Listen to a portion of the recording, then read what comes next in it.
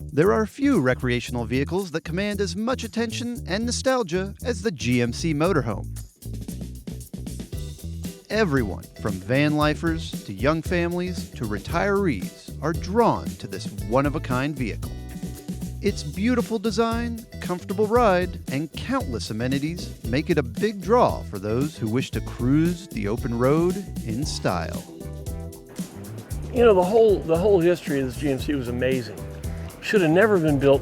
Why? Because it was so far ahead. Nobody thought about adjustable caster or what the aerodynamic design was, or the roll cage construction to be expanded. These guys thought about that in the 70s. That's the thing, that this machine was not a compilation of a flatbed truck chassis and a turtle shell. This was a 20-year project. Nothing was really designed that far in motorhomes. It was designed in a wind tunnel with Boeing's help. Center of gravity is 34 inches off the ground. It's a go-kart. The way it was designed with that kind of center of gravity, with that kind of aerodynamic drag, that's the uniqueness that GM said, we're not going to build something that looks like a Winnebago. The dealers didn't like them. Mechanics hated them. The mechanics ran from them. They don't know anything about toilets or air ride systems. The customers love them. They look cool, they look better than anything else out there. They knocked the design out of the park in many ways, not just visually, but aerodynamically. That was the unique dream of the GMC. That's why they're still around. That's why people are interested in them, because it's a visual thing. And for Jim, it was love at first sight. Couldn't see the outside of it, didn't know what it was. I just knew it was a vehicle. So I walked in it, so I saw it from the inside out. It's like, holy moly, look at this. This is amazing. What is this thing? Here, turn the lights on. I backed out and looked at it, and I immediately recognized what it was. Wow. The impression I had was seeing it from the inside out first. I wasn't a motorhomer, but the day that I saw this thing, that was it. That was the punch. GMC was the only major automotive manufacturer to produce a complete motorhome from the ground up. They designed and built everything in-house, and between 1973 and 78, they manufactured 13,800 of these beauties. It's believed that there are still 9,000 roadworthy coaches, but after 50 years, there's plenty of room for improvement. So in 1997, Jim founded the GMC Co-op as a way to bring together professionals in order to facilitate a space for one-stop restoration of these aerospace-engineered machines. It needs to be updated so they can be brought back to the road.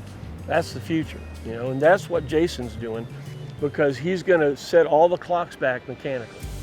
So I've always been into like resto modding things. You know, that's the kind of stuff that I love. I love taking something and making it better than what it could have originally been. Like, let's find how we can make them what General Motors would make them like today if they were building them today and they had an unlimited budget. Like what is the absolute best we can do with them? A lot of times when a coach comes to us, it's not so much anything wrong with the body on them, but the frame, the suspension, you know, 50 years on rubber, you know, components in the suspension system, it's just, they're not meant to last that long. So I want to take a full chassis, build it out, and have it ready for somebody to bring their motorhome to me. We lift their body off of it, put the new chassis under it.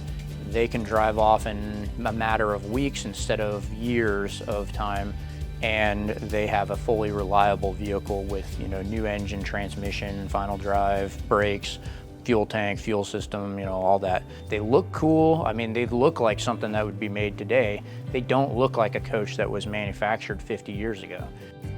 I've driven all sorts of, you know, large vehicles, and these just drive so much better than any of those. And when they're really set up and dialed in, all the suspension components and brakes and everything is working right, they really just don't feel like you're driving a motorhome or even a large van. And you have such a wide field of view, and you sit so kind of high that, you know, but it's still not a tall vehicle. So it's just such a neat feat of engineering. The future looks bright for GMC Motorhomes. These talented and knowledgeable guys are doing everything they can to help the dream continue for future generations. You know, I got this far and I've got this information and I enjoy doing something with it. But that's what it's about.